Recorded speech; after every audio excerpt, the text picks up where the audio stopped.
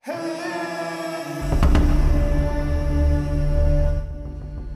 sahabat Jari Pelawi Chess, harus ada yang dikorbankan. Perwira bertukar dengan satu pion.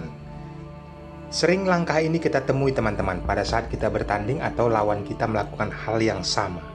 Kita pelajari agar kalian mendapatkan ilmunya. Magnus Carlsen versus Hikaru Nakamura, pertandingan final Speed Chess Championship 2023. Siapkan konsentrasi tinggi. Saya akan menganalisis jalannya pertandingan sesederhana mungkin.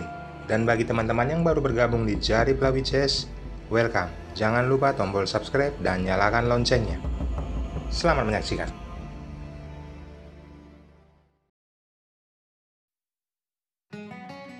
Di sini Magnus Carlsen memegang buah putih dan memulai dengan pion E 2 langkah. Hikaru Nakamura membalas pion E5. Setelah putih, kuda F3, lalu hitam kuda C6. Pada saat gajah ditempatkan ke B5, terjadilah pembukaan Ruy Lopez, teman-teman. Bagaimana kita mempelajari? Hitam kuda F6 mengancam posisi pion. Di sini Magnus Carlsen sebenarnya banyak langkah untuk menjaga pion, teman-teman. Langkah Magnus Carlsen menaikkan pion D 1 langkah menjaga posisi pion E4. Hitam keluar gajah ke C5. Luar biasa, teman-teman. Ini langkah rumusan dan kalian harus pahami. Oh iya, satu lagi teman-teman, jika kalian menghadapi posisi seperti ini, berpikir kalian apabila pukul kuda dengan gajah, maka kalian akan mendapatkan pion yang ada di E5. Kita berandai sementara. Dan kuda pukul pion, maka menteri akan ditempatkan ke D4 oleh hitam, mengancam ancaman skakmat memukul pion F2. Ada terpikir dari kalian mungkin bisa ditutup dengan gajah dan sekaligus mengancam menteri. Jelas hitam akan pukul kuda, teman-teman. Dan posisi putih bisa menaikkan pion, tetapi balasan hitam jelas, menteri akan pukul pion dan mengancam pion G2. Apabila pion pukul gajah, maka gajah petak putih akan mengancam posisi menteri putih. Ini sangat tidak nyaman, walaupun ada balasan seolah-olah mengajak pertukaran menteri, tetapi hitam akan memukul pion yang ada di G2. Kondisi seperti ini, Magnus Carlsen melihatnya dan sangat diunggulkan oleh hitam. Kita kembali ke partai aslinya.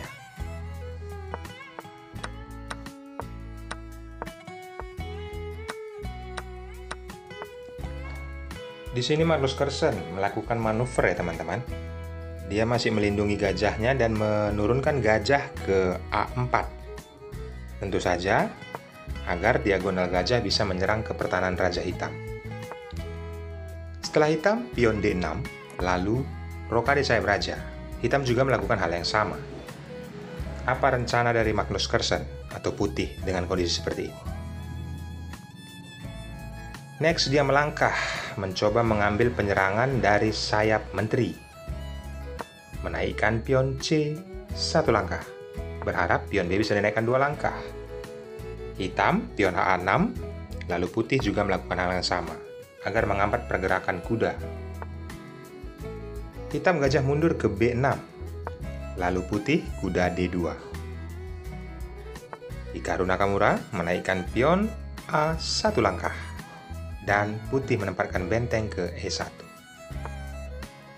Di sini, Hikaru Nakamura menarik gajahnya, menempatkan ke A7, lalu Hikaru Nakamura manuver kuda yang sangat cantik ya, menempatkan ke F1. Hitam kuda ke E7 dan putih mengajak pertukaran pion center. Teman-teman, lihat. Setelah kuda ke G6 yang dilakukan oleh Hikaru Nakamura, maka putih mengeluarkan kudanya ke G3. Hitam mengancam posisi gajah, mudah saja. Di sini Magnus Carlsen langsung menurunkannya sekaligus mengambil diagonal, teman-teman. Gajah ditempatkan ke C2, lalu hitam mengajak pertukaran kembali melakukan serangan dari pertahanan menteri. Di sini Hikaru Nakamura mengabaikan, lebih menaikkan pion A, dan kali ini hitam menaikkan gajah ke B7. Sama-sama menyerang. Diagonal diandalkan dari pertandingan ini, yaitu gajah yang dimiliki oleh kedua pemain. Lihat teman-teman, pion diabaikan begitu saja. Tujuan Magnus Carlsen sangat jelas, agar pertahanan dari sayap menterinya tetap aman. Kali ini Hikaru Nakamura memukul pion dan dibalas kembali oleh pion. Langkah berikutnya, hitam pukul pion kembali, dan putih membalasnya. Selanjutnya di sini kita akan memasuki langkah krusial teman-teman. Setelah Hikaru Nakamura menaikkan gajahnya ke C6, apa yang dilakukan oleh Magnus Carlsen? Menaikkan menteri ke D2. Jelas tujuannya teman-teman. Setelah benteng hitam ke E8, tebak putih melangkah apa? Dan merubah semua keadaan. Pause videonya teman-teman. Yap, selamat bagi kalian yang menebak. Gajah pukul pion yang ada di H6.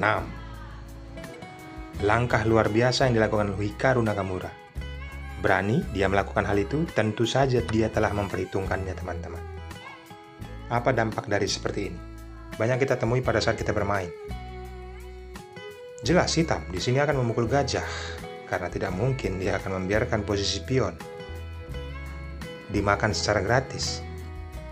Teman-teman juga pasti bila memegang buah hitam pasti akan memukul gajah. Sama hal yang dilakukan oleh Hikaru Nakamura, memukul gajah dengan pion yang ada di G7. Langkah berikutnya Magnus Carlsen. Yaps, memukul pion dengan menteri. Dan hitam menteri ke E7, berharap nanti bisa ke F8 lalu naik ke G7, mengajak pertukaran. Di sini Magnus Carlsen langsung menempatkan gajah ke B3 dan ditutup oleh hitam. Apa langkah berikutnya Magnus Carlsen? Yaps, mengancam posisi kuda. Lalu kuda memukul pion. Dan teman-teman, menempatkan kuda ke F5 bertujuan ada ancaman skakmat oleh menteri ke G7. Tetapi Hikaru Nakamura memberikan langkah spektakuler memukul pion dengan gajah teman-teman. Posisi skak.